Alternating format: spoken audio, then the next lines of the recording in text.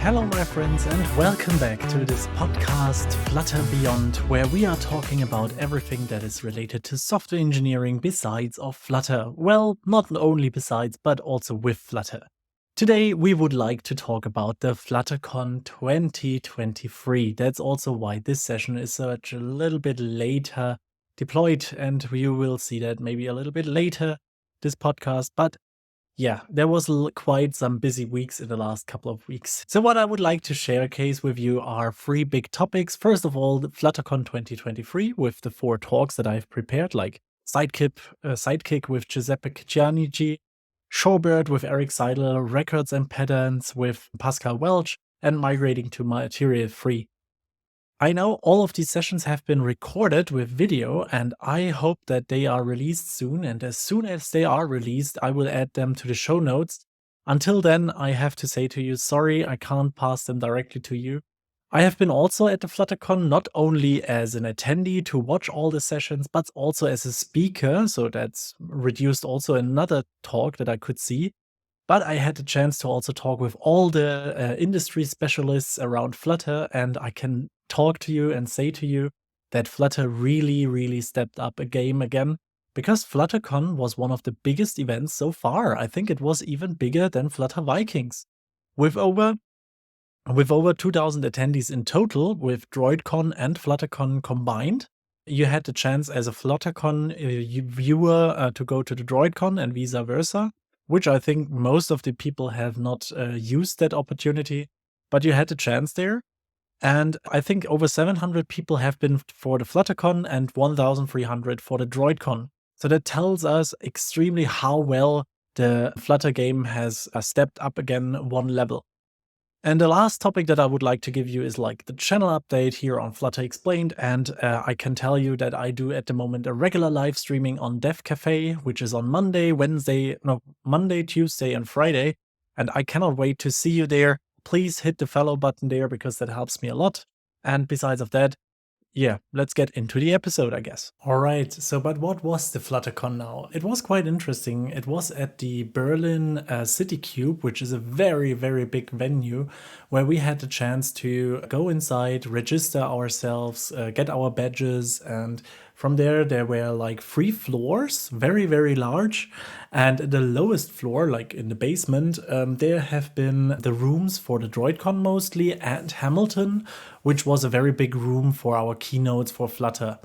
And the interesting part, down there were all the different sponsors and the booths of all the companies like CodeMagic, Invertase, Shorebird, BMW, I saw JetBrains, Zebra, and all the other companies that I did not mention yet, and I'm sorry for that, but all of these companies have a place down there. I was also there, talked a lot with these people. So, and every of these booths had like little games prepared, t-shirts, a lot of stuff that you can take away. I think, you got like little plush pods, you got like stickers for your laptops and things like that. And you could talk with a lot of very interesting people, not surrounding only Flutter, but also Android and mobile development in general, because of the DroidCon. Because the Fluttercon was a partnership program together with the DroidCon together. So that means we had 700 people for Fluttercon and around 1,300 people for the DroidCon. And you could mix the sessions as you wished. So if you like to switch to another session, it was possible actually.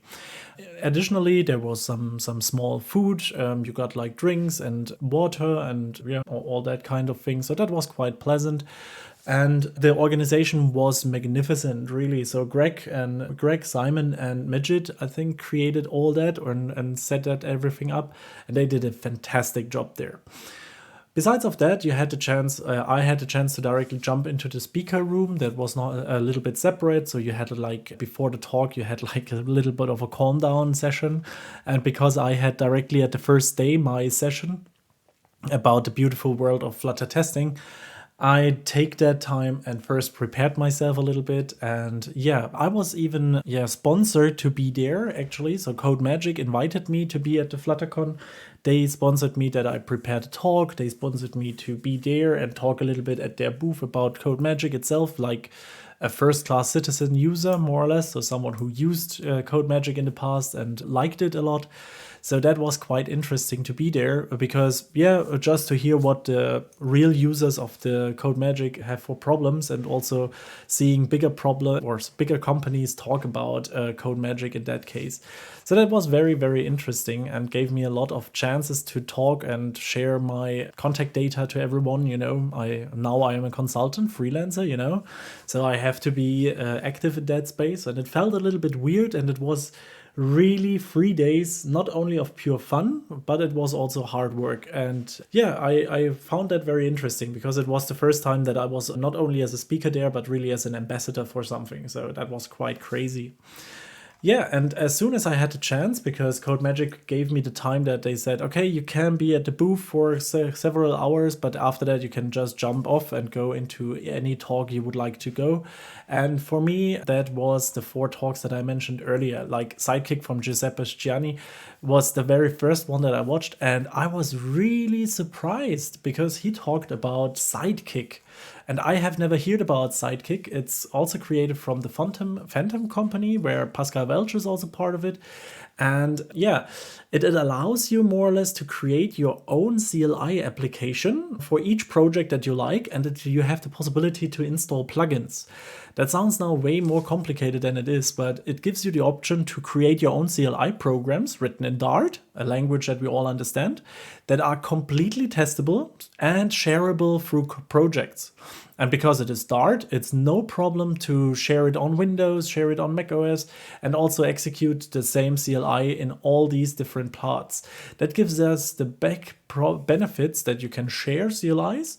And if you like to not share your CLI, you could do something else. You could create a plugin for that CLI.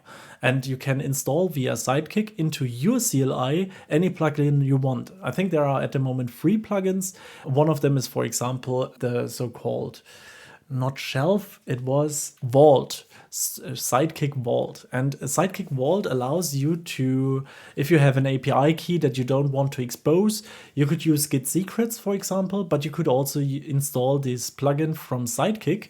And with that, you have the chance to encrypt your API key data with the Vault, a password that you create that will transfer your file that you have into a GPG file. And that is an encrypted file that you cannot access without a password. So, and if you use then, for example, Sidekick Vault Unlock, you could unlock that encrypted file. And this gives you the possibility to encrypt any file in your project. And that was quite convenient. For me, I directly started with a Code Magic Sidekick CLI so that you can easily create the Code Magic YAML files and things of that. And I can imagine that many people create these plugins and you just install them with Sidekick and start working on them. It was really great to see this project because I believe there is another thing, like Derry is a project that also tries to make these command line executables very easy.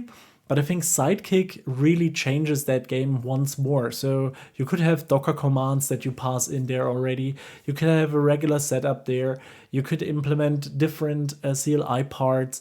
And I think I talked with Pascal and afterwards, because what I would love to see in such a CLI tool is autocomplete. That means if you have your own CLI, let's say you created that with Sidekick and you have everything set up, that you can then press enter something in your CLI and then say tab to see all the available commands and autocomplete them. That would be really a game changer at the end, because I think that will really support another time how good this idea is at the end. Then there was the keynote on the second day from Eric Seidel. If you don't know him, he left the nest. He told himself like that. And he is part of the Flutter team, more or less. And no, he was a part of the Flutter team and he left the Flutter team to be part of own company or to create an own company. I think Alex Angelov is helping there, so the creator of the block pattern. And he works at a solution for Flutter code push, which is an over-the-air instant updates for Flutter code and user devices. That was really great. If you have ever worked with React Native, there you can see there are solutions where you change your code in your repository and in your main Dart, and without really deploying to the game, to the different stores like Apple Store and Google Play Store, you have the chance to recompile your code and replace it in the existing APK inside of the stores. And Shorebird allows that to do it for Flutter and Dart, which was fantastic. Not only his talk was fantastic, where he made a screenplay with some of the viewers because he created an app for all the viewers, but somehow there was a last minute bug, so he couldn't finish that yet. But he made a screenplay with one of the members of the audience, and yeah, he was the customer, and he made that very funny. He made their very good work at the end, and he showcased how he could release more or less. So he called it a drop-in replacement for Flutter build release, which only used during the release builds at the end, and this release build was then pushed into that version that was already live inside of the different stores. He mentioned also the TOS, like the terms and conditions of the terms of service, I think it is, for Apple Store and Google Play Store, because many people have a fear that this is not allowed by the stores. But he said, well, until now, it is not illegal to do, and both stores don't like it necessarily, but they do not actively work against it or go with legal actions against it. So there is no fear of using this code push yet. And he really sharecode there a lot of things. So for example, that is quite safe because hash verification of patches on the device, automated rollback if the patch fails. And yeah, as I said, if it's store safe, we don't know yet, but there was never a complaint about React Native that they do it. So why should they start now with Flutter? And it's really a great addition. And additionally, Eric creates the whole company Shorebird in open. So you can join their Discord server or Slack channel. I'm not sure what exactly it is. And you can directly, support them at their work. And that was really, really interesting to see, because he mentioned that really everything he does in public. So that means you can see marketing decisions, development decisions. You can also join it on GitHub because, as I said, Alex Angelov is there very active in that repository. But I think there are also others who really put their work into that project at the end. And how they create the company and everything, it was really interesting. And if you talk with Eric, you know that he has tons of experience in that stuff. So I'm pretty sure it will be a success in the long run. And what I can say is I had a chat with Eric Seidel per se, and I asked him about his passion project, because if you check his GitHub repository, he has a game inside. It's called Space Traders or something. And I didn't know that something like this exists. And it was, again, for me, like how great software engineering is at the end, because it is an API game that you can more or less control from every client that you wish. You just have to make this API connectable, and then it's like a game that is a MMORPG, I guess, something like that, where you make trades. And you can make any client, and there are so many different clients. And I think Eric created one for Dart, and it's just crazy to see how many clients there are and so on. So sorry that I switched a little bit topic there, but it was cool. And you find it down in the video description, that link to that Space Traders game, because I really, really like that idea. And I want to also participate in that sooner or later. Maybe in one of the live streams, that would be fantastic to just jump in and play a little bit around there. So maybe another thing that most of you are interested in is the pricing of Shorebird. So it's free for one developer, and teams pay at the moment $20 as far as I've understood. I think it's per month. I'm not quite sure there, but I think it's per month. The third talk that I would like to talk about is the talk Records and Patterns from Pascal Welsch. And if you, my followers have seen my Flutter News video that I released the last time, you probably know about records and patterns, and you are probably already a pro executing them. But I was surprised how many caveats and additional information are in that talk. And I was really surprised to understand more and more about these things. And yeah, so he gave a short explanation into the Dart language repository, showed us which issues have been killed with that new records and patterns part, and what his, like Pascal's view was on what comes next in the Dart repository. So that was very interesting. And it's very interesting to know that records and patterns was one of the highest voted wishes in the Dart repository, which has been finally resolved, which showcase again how good the Dart team reacts on the community and their wishes. And during the talk, he showcased once more all the benefits that we have for the records and patterns, but he also showed us some problems maybe. For example, that if you are using records and patterns, that it could be that you break outside APIs and that you have to be very careful in changing things inside of a record or pattern. For example, if you have a record returned from a method and you give that into an external API so someone else can call that, then you want to add a new function or a new variable name or anything like that. As soon as you change anything in this record, you have a breaking change. Like that will destroy the API for the outside world. That was a little bit better if you have a class there, because with a class it's extendable, so you don't have these problems. So be careful what you are exposing to others. Another interesting fact that I really liked was the switch parameter, like the switch cases. There is this new possible writing possibility for switch. And it is not, I think it's called switch statement regarding switch cases. And interesting here, not only does it completely look different, it really behaves different. For example, it has a return type, which I didn't know. So it really returns something. It's a method that's getting called here. That's pretty crazy. Also, if you use, for example, sealed classes, which Pascal also showed there, showcased, in these sealed classes, you can make sure that all variances are really used inside of a switch case and the return terms are correct and so on and so forth. So it is not only that it is written completely different, it behaves also completely different. And I really like to paraphrase what Pascal told me in the talk is, it is now inside of Dart. We cannot take it out again, so we have to really learn it, and we have to learn it well, because these things will be important for us in the future. We will not only see this syntax more and more, it will be also more and more harder to read it actually. And what I found also interesting is that he said that Copilot currently cannot work with these parts.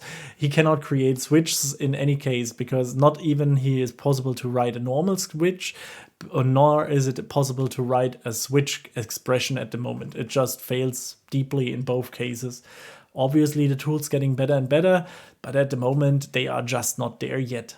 And then my friend Taha Tesser, one of the, main contributors to the Flutter repository, I wouldn't name it, because he is doing not only the, code triage he does in the Flutter repository, he also inject code into it. And his favorite topic at the moment was material free and how it will change the whole application.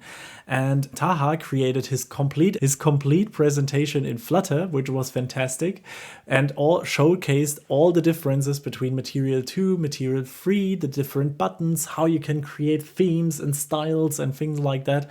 And even though that it sounds very obvious for a lot of you, Material 3 is still completely different. And I think most people are struggling still to create a basic button with their own theming if it comes to Material 3, with all the different overrides that you have to do with copy with and whatever. So Taha made a real good showcase of all the different possibilities there. And for example, that use material free should not be inside of copy with method. I did not know that, and probably most of you didn't either. Yeah, so whenever you use material free, I can highly recommend you to watch into this material free documentation. Which brings me also to the next topic. So now we have finished all the Fluttercon topics, but I have also found a very cool open source project in the Flutter space, which fits very well to the Fluttercon 23. And the open source project is called Flutter Show. You probably know it from JS and JavaScript that there is it possible to create easy presentation inside of the programming language you love. And you have the chance now to do that with the tool Flutter Show. It's created by Lukas Goldner, and I think it's not even that old. The idea is quite interesting that he created more or less a presentation software for your Flutter in Flutter. So whatever Taha did to create all these different views and so on and so forth, which was probably quite cumbersome, with Flutter Show it will be way easier to do that. And it seems that there are still contributors searched. So if you are interested in supporting a project, and give it some stars down in the video, podcast description, there will be some information about this project.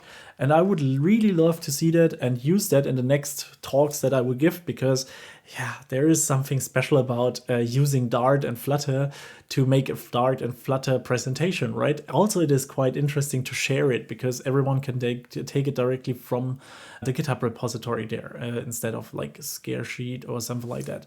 So it's really code at the end, and we can directly share that with everyone, which is a great benefit, I guess. So then let's come to another topic that I like to talk about Flutter Explained, or more or less what I am doing at the moment. So as I said, I was supported by CodeMagic to be at the Fluttercon 23, which is amazing for me because it showcased again that I as a freelancer have the possibility to earn money in this way. And even though that it looks like the way I'm already through it, there is still that I couldn't survive myself without these sponsorships and supporting there. So if you want to join the channel membership, it would be fantastic to have you there. Besides of that, we have reached 33,000 subscribers this month, which is a fantastic number and showcases again that there are more and more Flutter developers who are interested in development, who are interested in the stuff that I am doing, and I really love it that.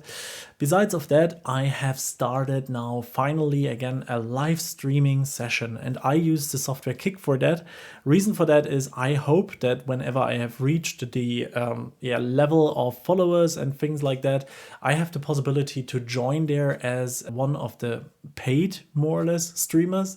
So that will allow me to be more active in the live streaming sessions and things like that, and create it out of that more and more videos. Besides of that, you probably saw already the interviews. Sorry again that 2 of the videos didn't have the sound quality that I imagined, but I had a chance to use my ZV-E10 camera. And boy, that was cool. I really enjoyed to work with that camera during the Fluttercon, during all my current sessions where I record something. It was always a joy to record and to create new content for you. So thank you very much that you enabled me to do that. It makes me very happy and proud. Besides of that, there is not so much. I'm having some ongoing talks with CodeMagic, what happens there in the future. I started to talk a little bit with all other companies that I saw during the exhibit, and that was really, really cool to be there. And I really hope you enjoyed that too. Whenever the videos are out for the Fluttercon, I will share them too down in the video description.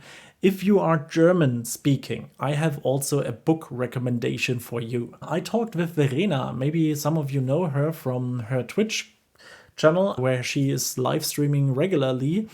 And I think Veri is her short name there. And she created a German book called, I think, Flutter Development for Dummies it is. Let me check if that's true. The App Development for Dummies, it is the German name. So App-Entwicklung für Dummies. The fantastic thing is here that she finished her book together with Mira Jago. I don't know her, but I know that she is quite proud of it, and she had invested a lot of time to create that book. So whoever is German speaking, maybe people from the DACH region, have a go, read it, would be fantastic. I think she will be happy to hear that her name is fallen here. All right, besides of that, there is nothing else to say then thank you. We have a lot of goals. I have to work. And I cannot wait to see you in one of my videos, in the live streams or anywhere else. Thank you so much for your support as always. And thanks for watching or listening, and we see us the next time. Bye.